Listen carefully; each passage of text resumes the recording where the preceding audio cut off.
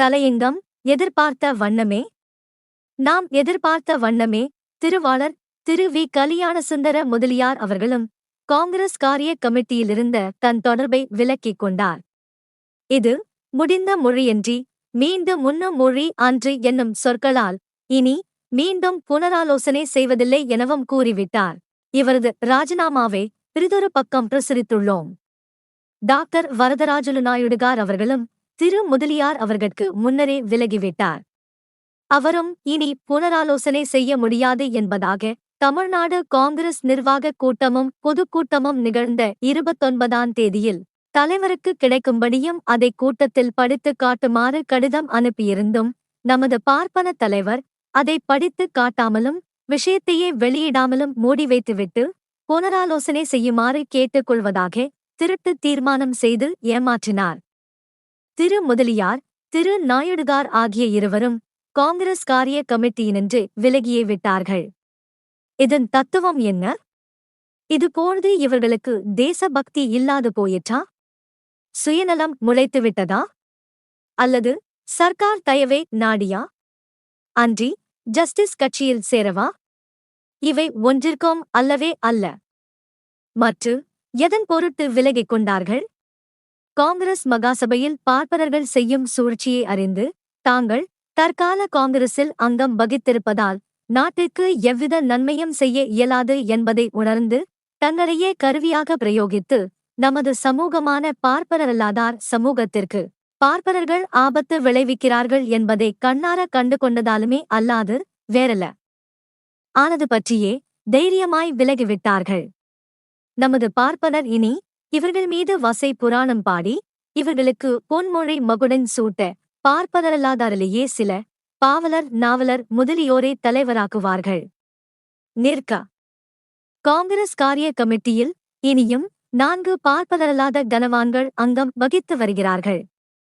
அவர்கள் திருவாளர்களான ஈ.வெ. Ramasamy Nayakkar, R. K. Shanmugam Chettiar, மருதவனம் பிள்ளை, ஹமீத்கான் ஆகியோரே ஆகும். இந்த நால்வருள் திரு நாயக்கரை பற்றி கவலையுற வேண்டியதே இல்லை. கூடிய விரைவில் பார்ப்பனர்களே அவரை விலக்கிவிடப் போகிறார்கள். திரு நாயக்கர் காங்கிரஸில் அங்கம் வகித்திருப்பது பார்ப்பனர்களுக்கு பேரிடராய் இருப்பதாக கருதுகிறார்களேயன்றி அவர் இருக்க வேண்டும் என்கிற ஆசை பார்ப்பனர்களுக்கு ஒரு சிறிதும் இல்லை. திரு ஆ. கே. சண்முகம் செட்டியாரை பற்றி சிறிது கவனிக்க வேண்டியதிருக்கிறது. இந்த பொல்லா பார்ப்பனர்கள் பார்ப்பனரல்லாதார் சமூகத்தையும் அவர்களது இயக்கத்தையும் ஆதிக்கத்தையும் அழிப்பதற்காகவே திரு சண்முகம் செட்டியாரை உபயோகித்து வருகிறார்கள். திரு செட்டியாரும் தனக்கு இந்தியா சட்டசபையில் ஸ்தானம் பெற வேண்டி தமது சமூகத்தை பார்ப்பனருக்கு வெற்று பார்ப்பனர் பின் திரிகிறார் என்று உலகினர் சொல்வதற்கு முன்பே விலகிக் கொள்ளுவார் என்று நம்புகிறோம். ஆனால் திரு முதலியாரும் டாக்டர் நாயுடுகாரும் விலகிக் கொண்டதால் இனி நமது பார்ப்பன வர்க்கத்திற்கு திரு சண்முகம் செட்டியார் லோக குருவாக விளங்கப் போகிறார். அவருக்கு இனி சில நாட்கள் வரை ஸ்ரீஜத், ஸ்ரீலஸ்ரீ, பிரம்மஸ்ரீ முதலிய பட்டங்கள் வழங்கப் பெறும். அநேக பார்ப்பன குழந்தைகட்கு செட்டியாரது திருப்பெயர் சூட்டப் பெறும். பார்ப்பனர் போகும் கூட்டங்களிலும் நிறுவும் கூட்டங்களிலும் செட்டியாரவர்கள் பெயர் பெரிய பெரிய எழுத்துக்களில் பொறிக்கப் பெறும். பிரசங்க மேடைகளிலெல்லாம் செட்டியாரது பெயரின் நாதம் தொனிக்கப் பெறும். பார்ப்பன பத்திரிகைகளெல்லாம் செட்டியார்மயமாகவே இருக்கும்.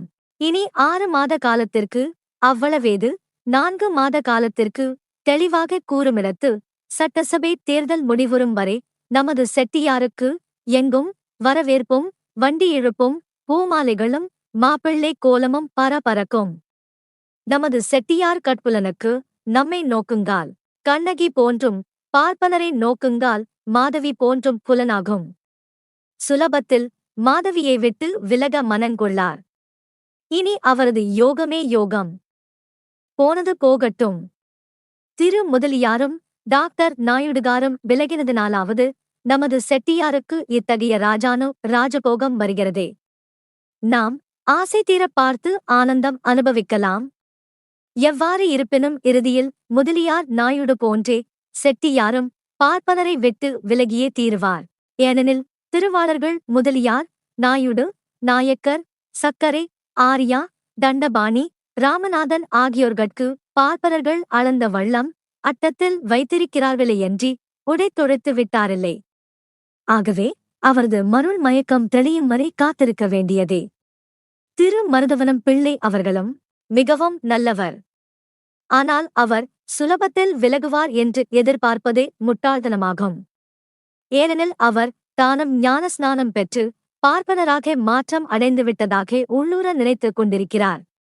1923ஆம் ஆண்டு நடந்த தேர்தலின் போது திரு மருதவனம் பிள்ளையவர்களின் பொருட்செலவாலும் பிரசாரத்தாலும் திரு ஏ. ரெங்கசாமி ஐயங்கார், பந்தலு ஐயர் ஆகிய இரு பார்ப்பனர்கள் சட்டசபையில் அங்கம் பெற்றிருப்பினும் திரு பிள்ளைக்கு சுமார் 50,000 ரூபாய் வரை செலவழிந்திருப்பினும் தான் சட்டசபை அங்கம் பெற்றது பார்ப்பனர்தம் கருணையாலும் தயவின் பெருக்காலும் என்றே திரு பிள்ளை நினைத்துக் கொண்டிருக்கிறார். இனி அடுத்த தேர்தலில் தான் சட்டசபை அங்கம் அடைதலும் அந்த கூட்டத்தார் தயவு இருந்தால்தான் ஆகும் என்பதாகவே திரு பிள்ளை நினைக்கிறார்.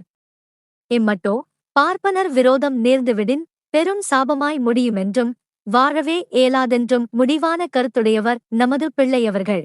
மேலும் திரு எஸ். சீனிவாசையங்காரின் தயவால் வடபாதி மங்கலம் எஸ்டேட்டுக்கு திரு பிள்ளை ரிசீவராக இருக்கிறார் என்று சொல்லிக் கொள்ளப்படுபவர். திரு ஏ. ரெங்கசாமி ஐயங்கார் தயவால் சுதேசமித்திரன் பத்திரிகையில் நாள்தோறும் திகழ்பவர். இன்னும் வேறு பல வழிகளிலும் பார்ப்பனர்களுடன் இரண்டர கலந்து கொண்டிருக்கிறார். ஆகவே பிள்ளைவாள் பார்ப்பனரை விட்டு விலகுவார் என்று எளிதில் எதிர்பார்க்க வல்லதாகா. திருவாளர்கள் முதலியார், நாயுடுகார், நாயக்கர், சக்கரை, ஆரியா முதலிய இவர்கள் பார்ப்பனர்களின் சூழ்ச்சிகளையும் கபட வேஷ நாடகத்தையும் அறிய இத்துணை காலமும் இத்துணை மரியாதைகளும் வேண்டியிருந்ததெனில் அந்தோ பாவம் சின்னாட்களுக்கு முன்பாக உலக வாழ்க்கையில் இறங்கிய நமது திரு பிள்ளையவர்களுக்கு எத்துணை காலம் கணக்க வேண்டும்? எனவே நாம் இதை எளிதில் எதிர்பார்த்தல் எங்கனம் சாலம். ஜனாப் ஹமீத்கான் சாகிப் விஷயமே, அது பிறந்தகத்திலிருந்தாலும் ஒன்றுதான், புக்ககத்திலிருந்தாலும் ஒன்றுதான். எங்கிருந்தாலும் அப்பாத்திரம் தண்ணீர் மொள்ளுவதற்கு பயன்படாது. அல்லது அப்பாத்திரம் விலகி வந்துவிட்டாலும் அதை போன்ற பாத்திரம் நமது பார்ப்பனர்களுக்கு ஆயிரக்கணக்காக அகப்படும். ஆகவே அதை பற்றி எவரும் கவலை கொள்ளார். எனவே இனி பார்ப்பனரல்லாதார் மேற்கொள்ள வேண்டிய கடமை யாது? தாங்கள் ராஜினாமா செய்துவிட்டதாலேயே இனி திரு முதலியாரும் டாக்டர் நாயுடுகாரும் வாழாவிருக்கப் போவதில்லை என்றும் எழுதியிருக்கிறார்கள். தங்களுடைய மனதிற்கு சரியென்று தோன்றும் வண்ணம் வெளியில் பிரசாரம் செய்வதற்கு அவர்கள் காங்கிரஸ் காரிய கமிட்டியில் அங்கம் வகித்திருப்பது ஒவ்வாத காரியம் என்கிற உணர்வினாலேயே விலகிக் கொண்டதாக தெரிவித்துள்ளார்கள். இதனின்று அவர்கள் தீவிர பிரசாரத்தில் இறங்கப் போகிறார்கள் என்று தெளிவாகிறது. அந்த தீவிர பிரசாரம் யாதென நோக்குழி ஜூலை 9, 1926 வெளிப்போந்த தமது நவசக்தி பாலின் சிலம்பொலி தலைப்பில் இந்தியாவின் தலையெழுத்து என்னும் பொருள் பற்றிய கட்டுரையில் திரு முதலியார் தமது உள்ள கிடக்கையை உணர்த்துகிறார். அதாவது பின்வருமாறு: இயற்கைக்கு மாறுபட்ட பல கொடுமைகளை மக்கள் வாழ்வில் புகுத்தினமையால் மக்கள் அன்பு கட்டு குலையலாயிற்று. பிறப்பால் உயர்வு தாழ்வு கற்பித்ததும் மக்கள் உடல் தாங்கியுள்ள சிலரை தீண்டாதாரென ஒதுக்கியதும் பெண்மக்களை கல்வி பெறாத வழியில் அடங்கி வைத்திருப்பதும் கோயில்களிலும் மக்கட்கு உரிமை படிப்படியாக அளந்து வழங்கியிருப்பதும் இவைகள் குற்றமுடையன என்று சொன்ன அறவோர்களை கொன்றதும் ஆகிய கருமங்கள் திரண்டு உருண்டு நாட்டை வருத்துகின்றன. இதுவே இந்தியாவின் தலையெழுத்து. இத்தலையெழுத்தை துடைக்க வேண்டுமானால் நாட்டார் என் செயல் வேண்டும்? முதலாவது, நாட்டார் தம் பாலுள்ள குறைகளைக் களைய வேண்டும். நாட்டில் பலதர குறைகளை வைத்துக்கொண்டு வெறும் அரசியல் கிளர்ச்சி செய்வதனால் நாட்டிற்கு இடுக்கண் பல நேருகின்றன. இப்போதைய அரசியல் கிளர்ச்சியில் மனிதனை விலங்காக்கும் பேச்சும் செயலும் மலிந்து காண கிடக்கின்றன. தற்கால கல்வியுடையார் என்று சொல்லப்படுவோர் சாதி வேற்றுமைகளையும் கிளப்பி விடுவதில் கண்ணும் கருத்துமாயிருக்கிறார். இந்நிலையில் அரசியல் கிளர்ச்சி வழி நன்னியும் அரசியல் கட்சி வழி நின்றும் உழைப்பதால் நாட்டுக்கு உண்மை நலன் விளையுமென்று சொல்வதற்கு இடமில்லை.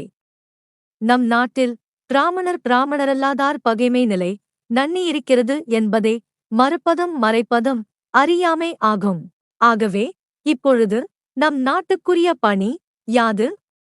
வெறும் அரசியல் கிளர்ச்சி பணி அன்று. நாட்டில் நீண்ட காலமாக நிலவி வரும் குறைபாடுகளைப் போக்கவும் தற்போதுள்ள சில புதிய குறைபாடுகளைத் தொலைக்கவும் வல்ல ஒரு பணியில் அறிஞர்கள் தலைப்படல் வேண்டும். உரிமையில்லா நாட்டில் அரசியல் கட்சிகள் வளர்வதும் அவைகளின் வழி உழல்வதும் நாட்டை குழியில் வீழ்த்துவதாக முடியும் என்று உரைக்கிறார். இவ்வுரைகளை நாம் பொன்னே போல் போற்றுகிறோம். நமது குடியரசின் கொள்கைகளையும் அது ஆரம்ப காலந்தொட்டு எற்றைவரை தாங்கி வந்த யாவையும் பொறுக்கித் தரித்து புடைத்துப் பார்த்தால் திரு முதலியார் மேற்கூறியுள்ள கருத்துக்கள் புலனாகுமேயன்றி பிறிதொன்றும் புலனாகா. உண்மையில் நமது முதலியார் இக்கொள்கைகளோடு செய்யும் எவ்வித பணிக்கும் நாம் தொண்டனாயிருக்க உறுதி கூறுகிறோம்.